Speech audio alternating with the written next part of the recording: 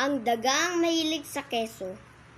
Sa bubuwit na ay isang cute na daga. Mahilig siyang kumain ng keso. Ito ang paborito niyang pagkain.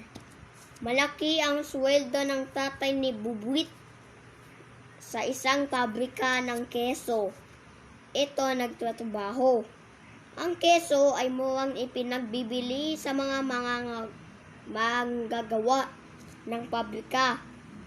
Ito ang dahilan kaya laging may pasulubong na keso ang ama kay Bubuwit. Marami ang naiinggit kay Bubuwit. Naiinggit kay Bubuwit. Lagi siyang may baong keso sa pagpasok sa eskwela. Heto, tikman nyo. Alok niya sa mga klase. Mahal na mahal si Bubuwit ng ina at ama. Lahat ng gusto niya ay ibinibigay ng mga ito. Isukat mo. Binuwardahan ko ito para sa iyo. Ang sabi ng kanyang ina. Inay, ang ganda po ng sombrerong ito. Salamat po. Sabi naman ni Bubuwit. Isuot mo ito sa kaarawan mo ha? Sabi ng nanay niya. Masarap ang buhay ni Bubuwit. Hindi problema ng pamilya niya ang pera. Nakakain niya ang lahat ng kesong gusto niya. Natutuwa naman ang mga magulang ni Bubuwit sa kanya. Nag-aaral kasi siyang mabuti. Matataas ang kanyang marka. Ang akala ni Bubuwit ay walang katapusan ang kanyang ligaya hanggang sa isang araw ay umuwing malungkot ang kanyang ama. Natanggal ito sa trabaho. Kailangan nilang magtipid. Ayon ang sabi ng ina ni Bubuwit, paunti-unti na rin silang kumakain ng keso. Nahirapang humanap ng bagong trabaho ang tatay ni Bubuwit. Minsan ay inabutan pa ito ng malakas na ulan at nababad sa basa.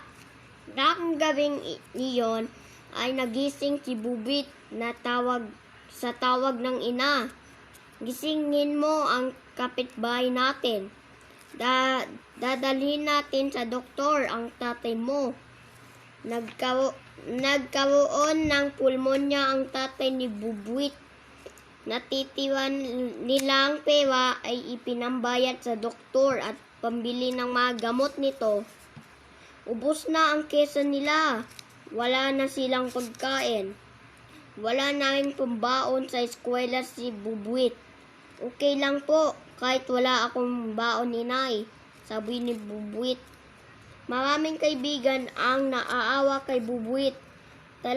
Talagang ganyan ang buhay minsan. Naman ay naranasan kung kumain ng masarap na keso. Anyan ang sa kaibigan. May diskarte ang nani ni Bubuwit. Tumanggap ito ng mga bubordahing damit upang may mapagkakitaan habang inaalagaan ng asawa. Pagkatapos naman ng klase ay umuwi agad si Bubuwit. Siya ang nagluluto ng kanilang hapunan. Siya ang nagpapainom ng gamot sa tatay niya. Sinikap naman ng tatay niya ang gumaling agad. Kaya ko na ang katawan ko, anak. Maraming salamat sa pag-alaga mo. Pasensya na at hindi ka na nakakakain ng keso. Ang sabi ng kanyang ama, mas mahalaga po sa akin ang gumaling kayo. Pwede naman po akong mabuhay ng walang keso. Tugon ni Bubuwit. Nang gumaling ang tatay ni Bubuwit ay muling naganap ng trabaho. Swerte naming natanggap ito. Magsisimula ka na sa Lunes. muli ang buhay ni Bubuit. Nalampasan nila ang mabigat na pagsubok. Inuwian kita ng keso, ang sabi ng tatay ni Bubuit. Salamat po, itay. Pinatunayan nila na anumang problema ay makakayang malampasan ng isang pamilya kung sama-sama at matutulungan ang mag-anak. Magtutulungan ang mag-anak. Ano ba, nagtutulungan o magtutulungan? Magtutulungan. Okay.